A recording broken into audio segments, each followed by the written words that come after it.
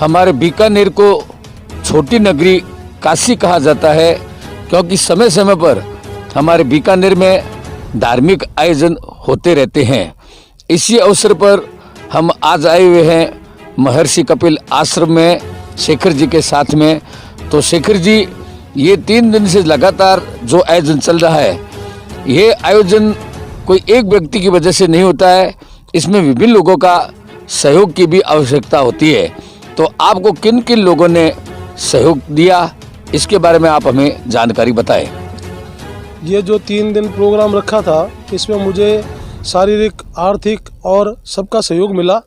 इसमें आर्थिक रूप से भी कुछ भामाशाहों ने मेरा सहयोग किया, जिसमें महावीर जी राका साहब, राजेश जी चूरा साहब, चंद्रमोहन जी मुंद्रा साहब, लाल जी कल्ला साहब, इनका मुझे सहयोग प्राप्त हुआ।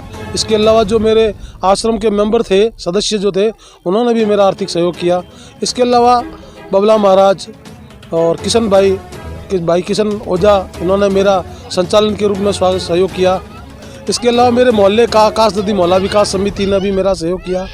जुगल जी और छंगाणी भाया महाराज जो है, उनका भी मुझे सहयोग प्राप्त हुआ। उनकी पूरी टीम, पुष्करणा नवयुवक संघ, वो भी पूरी मेरे साथ लगी रही। ईशानाथ मंडल भी मेरे साथ लगा रहा। इसके अलावा और भी जो आश्रम के जो सदस्य थे, उन सब ने मेरा सहयोग किया, चाहे वो बबला महाराज है, चाहे वो मेरे यहाँ लाल जी बाबा है, चाहे वो मेरा लियाकत है, मोहता चौक है, चाहे वो संस्कृति पाटा है, चाहे वो तेलीवाड़ा चौक है, सब ने मेरा सहयोग किया। इसमें मुझे सबसे ज़्यादा जो सहयोग है, जो मेरी हौसला जो बढ़ाने वाला था, वो मेरा जुगल किशोर जी ओझा पुजारी बाबा का रहा, श्याम जी देराश्री का रहा। इन्होंने मेरा बड़ा सहयोग किया, बड़ा मुझे आशीर्वाद दिया और कहा ये कार्य जो है वो हमें संपूर्ण करना चाहिए। उनके आशीर्वाद से ये सारा कार्यक्रम जो है वो सफल हुआ और भगवान भैरवनाथ, महादेव और द्वारकाधीश की असीम अनुकंपा से ये सारा प्रोग्राम सफल हुआ। हमने देखा पिछले 23 दिसंबर से कपिल आश्रम में नानी भाई मायरों का आयोजन हो रहा है। तो शेखर जी, आप हमें ये बताएं, ये प्रेरणा आपको कहाँ से मिली? ये प्रेरणा मुझे मेरे पिताजी और मेरे जो ताऊ जी थे, वो यहाँ पर लगातार दिन रात मेहनत करते थे। हमने उन्हीं को यहाँ काम करते हुए देखा, उसी से हमने ये प्रेरणा प्राप्त की। हमने ये सुना है कि आपके पिताजी फीन जी, मदन जी और दाऊ जी छंगानी जी का ये सपना था कि इस स्थान पर राम कथा, भागवत कथा एवं धार्मिक आयोजन होते रहे। क्या ये बात सही है? बिल्कुल सही है। ये जो जगह है वो इसीलिए छोड़ी गई थी कि इसमें कोई भागवत, राम कथा, कोई देवी भागवत, कोई रानी बाई का मायरा, ऐसे प्रोग्राम यहाँ पर हों, क्योंकि ये कपिल आश्रम है, तो आश्रम का स्वरूप देने के लिए हम लोग इसमें प्रयासरत हैं। हमने देखा है बीकानेर धर्म नगरी है।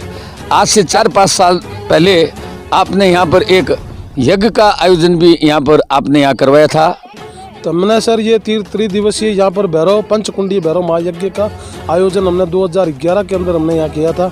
उसके बाद से हमने लगातार इसी प्रेरणा में थे, इसी सोच में थे कि हम यहाँ पर एक और प्रोग्राम ऐसा करें, तो उसी के फलस्वरूप ने ये प्रोग्राम रखा आज का। आज की भागम भाग की जिंदगी में आप सरकारी सर्विस करने वाले व्यक्ति हैं, लेकिन फिर भी इतना समय आप कैसे निकाल पाते हैं?